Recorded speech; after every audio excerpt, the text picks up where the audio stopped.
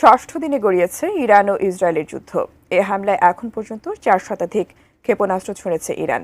এছাড়া ইসরায়েলি হামলার জন্য কয়েকশো ড্রোন পাঠিয়েছে আয়াতুল্লাহ বাহিনী। এমন পরিস্থিতিতে জানা গেল আগামী কয়েকদিনের মধ্যেই ফুরিয়ে যাচ্ছে ইসরায়েলের প্রতিরক্ষা শক্তি। এদিকে যুক্তরাষ্ট্র যদি এই সংঘাতে সরাসরি জড়িয়ে পড়ে তাহলে রণক্ষেত্রে নামতে বাধ্য হবেন ইরানের মিত্ররা। বিস্তারিত শেখ ফরিদের রিপোর্টে। ইরানের মোকাবেলায় ক্রমেই চ্যালেঞ্জের মুখোমুখি হতে যাচ্ছে ইসরায়েল।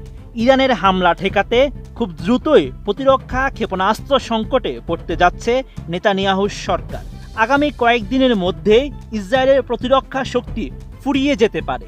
18 জুন এক প্রতিবেদনে এমন তথ্য জানায় টাইমস অব ইসরায়েল।